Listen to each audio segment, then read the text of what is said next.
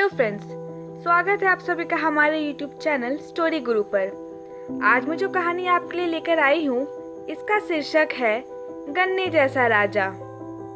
राजा कृष्णदेवराय अपने सभी कार्यों में तेनालीराम से परामर्श अवश्य लिया करते थे और प्रायः तेनाली को अपने साथ लेकर चलते थे। इस वजह से बाकी सभी दरबारी तेनाली से खूब जलते थे। दरबारियों ने मिलकर महाराज से अपना असंतोष प्रकट किया। उन्होंने अनुरोध किया कि अपनी यात्राओं पर उन्हें भी साथ लेकर जाया सकते हैं। एक बार महाराज वेश बदलकर कुछ गांवों के दौर पर जा रहे थे, तो उन्होंने तेनालीराम के स्थान पर दूसरे कुछ दरबारियों को अपने साथ ले लिया। घूमते हुए वे खेत में पहुंचे। वहां कुछ किसान गप्पे मार रहे थे। राजा और दरबारियों ने उन किसानों से पानी मांगकर पिया। थोड़ी देर इधर उधर की बात करने के बाद महाराज ने किसानों से पूछा, भाइयों, आपके राजा महाराज कृष्णदेवराय क्या एक अच्छे राजा है? यह सुनकर एक बूढ़ा किसान उठकर खेत से एक मोटा गन्ना तोड़ लाया। गन्ना दिखाते हुए बूढ़ा किसान बोला, श्रीमान जी, हमारे राजा बिल्कुल इस गन्ने जैसे हैं। एक गन्ने से अपनी तुलना होते देख महाराज सकपका गए। उनकी समझ में कुछ नहीं आ रहा था। उन्होंने अपने साथी दरबारियों से पूछा, इसका क्या मतलब है? दरबारी एक दूसरे का मुंह ताकने लगे।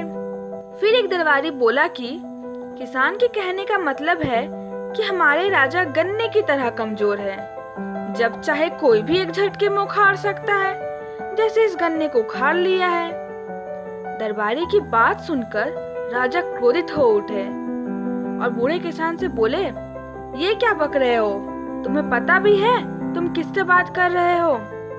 महाराज का गुस्सा देख बूढ़ा किसान डर से थर थर कांपने लगा। तभी वहां उपस्थित एक और बूढ़े किसान ने विनम्रता से बोला, महाराज, हमने तो आपको पहचान लिया है, लेकिन बड़े ही दुख की बात है कि आपके साथी ही आपको अच्छी तरह नहीं जानते हैं।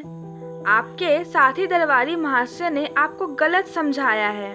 मेरे साथी किसान के कहने का मतलब है कि हमारे राजा अपनी प्रजा के लिए अंदर से कोमल है और मीठे रस से भरे हुए हैं, लेकिन दुष्टों और शत्रुओं के लिए इस मोटे गन्ने की तरह बाहर से कठोर और मजबूत है।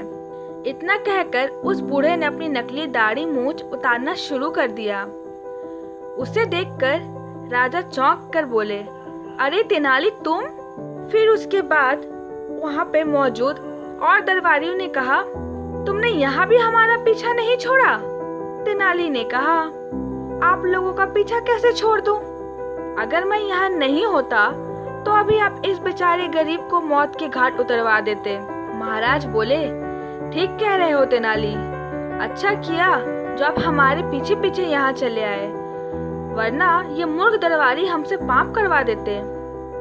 गांव वालों को अब समझ आ गया था कि वेश बदलकर महाराज स्वयं उनके गांव आए हैं। वे महाराज के स्वागत के लिए दौड़ पड़े।